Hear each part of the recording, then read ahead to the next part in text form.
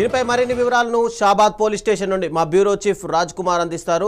రాజ్ కుమార్, చెప్పండి. విజయశాంతి ట్వీట్ చూస్తుంటే గనక కాంగ్రెస్ పార్టీని ఇరకాటంలో పడేసినట్టు కనిపిస్తుంది. ఎందుకంటే ఇప్పుడు ముఖ్యమంత్రి రేవంత్ రెడ్డి వద్దే అటు హోమ్ మినిస్ట్రీ కూడా ఉంది. బీఆర్ఎస్ నాయకులు పదే పదే ఆరోపిస్తున్నారు ఆ రాష్ట్రంలో లా అండ్ ఆర్డర్ పూర్తిగా దెబ్బతిందని. ఇప్పుడు ఎమ్మెల్సీ చేసినటువంటి ట్వీట్ కూడా సేమ్ ఇదే సంకేతాలను ఇచ్చే అవకాశాలు కనిపిస్తున్నాయా?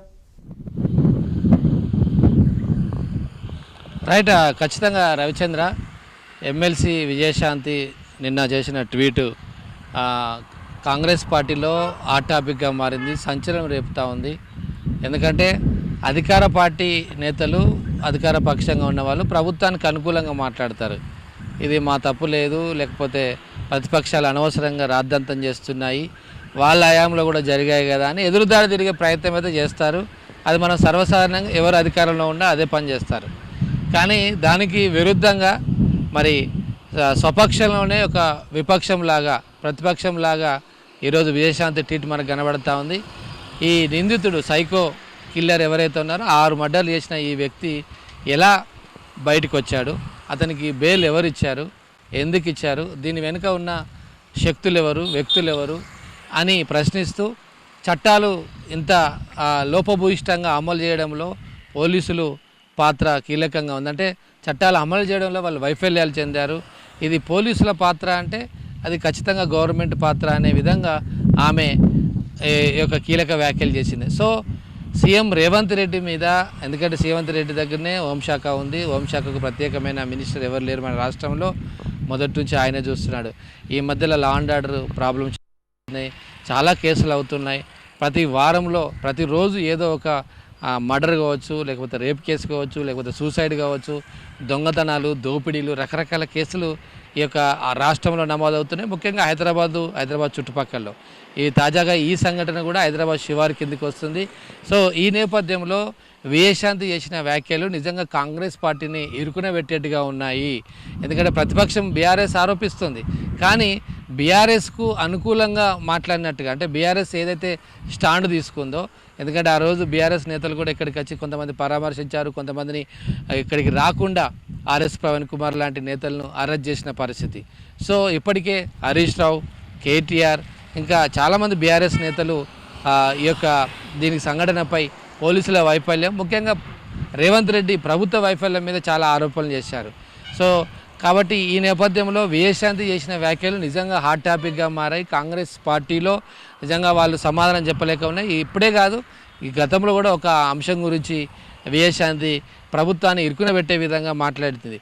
సో దీన్ని మరి అధిష్టానం ఎలా చూస్తుందో కానీ మొత్తం మీద సంఘటనకు సంబంధించిన ఆమె మహిళ కాబట్టి, సో ఇప్పుడు ఆమె మహిళా వర్షన్లో మాట్లాడింది. మహిళలకు భద్రత ఎక్కడ ఉంది, మహిళలకు ఏం మనం భరోసా ఇస్తాం, కాంగ్రెస్ పార్టీ మహిళల కోసం, మహిళా భద్రత కోసం నిలబడిందనే స్టాండ్ ఏదైతే ఉందో దాన్ని ఎక్కడ మనం నిలబెట్టుకుంటున్నామని ఆమె ప్రభుత్వాన్ని ప్రశ్నించినట్టుగా స్పష్టంగా కనబడతా ఉంది. రవిచంద్ర, గతంలో అటు విజయశాంతి బీఆర్ఎస్ పార్టీలో ఉన్నప్పుడు బీఆర్ఎస్ పార్టీకి వ్యతిరేకంగా కొన్ని ట్వీట్లు చేసేది, ఇప్పుడు కాంగ్రెస్ పార్టీలో ఉన్నప్పుడు కాంగ్రెస్ పార్టీకి వ్యతిరేకం, అంటే సొంత పార్టీలో ఉన్నప్పుడే ఆవిడ ట్వీట్లు ఎక్కువగా చేస్తున్నారనే ఆరోపణలు వినిపిస్తున్నాయి.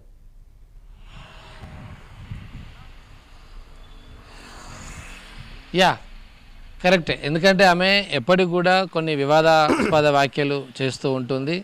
ఆమె బీఆర్ఎస్లో ఉంది, అంటే అప్పుడు టీఆర్ఎస్, ఆ తర్వాత బీజేపీకి వచ్చింది, బీజేపీలో ఉన్నది కొన్ని రోజులు, ఆ తర్వాత ఇప్పుడు కాంగ్రెస్లో ఉంది.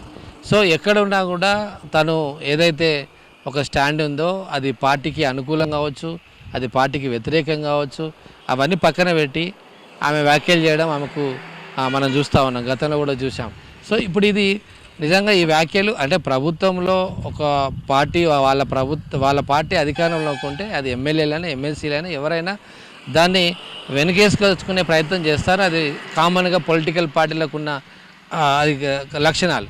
కానీ ఇవాళ విజయశాంతి వచ్చేసి మరి ఏ పార్టీలో ఉన్నా ఆ పార్టీకి సంబంధించిన ఎక్కడైనా పొరపాటు జరిగినా ప్రభుత్వం అధికారంలో ఉన్నప్పుడు కూడా ఆరోపణలు చేయడం, విమర్శలు చేయడం ఆమెకు అలవాటుగా మారిందని కాంగ్రెస్ నేతలు, ఇప్పుడున్న కాంగ్రెస్ నేత ఆరోపిస్తున్నారు. ఆమె ఎక్కడున్నా అంతే అని వాళ్ళు ఆరోపణలు చేస్తూ ఆమెను వ్యాఖ్యలు లైట్గా తీసుకునే ప్రయత్నం చేస్తున్నట్టు కనబడుతుంది. కానీ యాజ్ ఏ ఎమ్మెల్సీగా ఉండి, ఒక ప్రజాప్రతినిధిగా, అంటే ఎమ్మెల్సీ అంటే ఆమె చట్టసభల్లో ఒక మెంబర్గా ఉంది, రేపు అసెంబ్లీ ఒకవేళ మండలిలో మాట్లాడితే ఇదే కేసు విషయమై ఇదివరకు ఒకసారి కూడా ఫీజు రియంబర్స్మెంట్ కావచ్చు, విద్యార్థుల సమస్యలు, నిరుద్యోగ సమస్యలపై ప్రతిపక్షం మాట్లాడిన వాయిస్ ఈమె వినిపించింది. ఓకే, అది నిజంగా ప్రజల పక్షాన, నిరుద్యోగుల పక్షాన అది కరెక్టే వాళ్ళ యాంగిల్లో. కానీ కాంగ్రెస్ పార్టీ అంటే పొలిటికల్ పార్టీ పక్షాన చూస్తే, పొలిటికల్ కామెంట్స్ కనుక చూస్తే అది నిజంగా సొంత పార్టీనే ఇరుకునబెట్టే విధంగా స్పష్టంగా కనబడుతున్నాయి. ఇది ప్రతిపక్షాలకు అంటే బీఆర్ఎస్ లాంటి ప్రతిపక్షాలకు నిజంగా ఒక ఆయుధం లాంటిది. మీ పార్టీలోనే ఉన్న ఎమ్మెల్సీ విజయశాంతి ఆరోపణలు చేస్తుంది. దీనికి మేము చేస్తే రాజకీయ ఆరోపణలు అంటున్నారు కదా, బురద తగులుతున్నారు అంటున్నారు కదా. మీ పార్టీలో ఉన్న ఒక ఎమ్మెల్సీ స్వయంగా ఆమె ఆరోపణలు చేస్తే దీనికి సమాధానం చెప్పండి అని ఖచ్చితంగా నిలిచే అవకాశం ఉంది. ఈరోజు కేటీఆర్ షాబాద్కు వస్తున్నట్టుగా అయితే మనకు సమాచారం వస్తుంది. ఎవరైతే బాధిత కుటుంబాలు ఉన్నారో ఆ కుటుంబంలో ఒకే ఒక అమ్మాయి, మనం ఇంతకుముందు మాట్లాడుకున్నాం, 19 ఏళ్ళ బాలిక అమ్మాయి, ఆమె ఫిజికల్ అండ్ మెంటల్ ఛాలెంజ్డ్ ఆ అమ్మాయి ఒకతే ఉంది ఇప్పుడు ఆ కుటుంబంలో. ఆ అమ్మాయిని, ఆ కుటుంబాన్ని పరామర్శించడానికి వాళ్ళ కేటీఆర్ వస్తున్నట్టుగా మనకు సమాచారం వచ్చింది.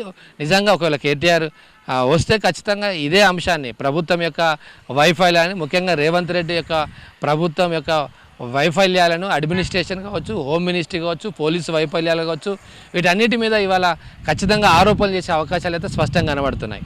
Thank you Raj Kumar.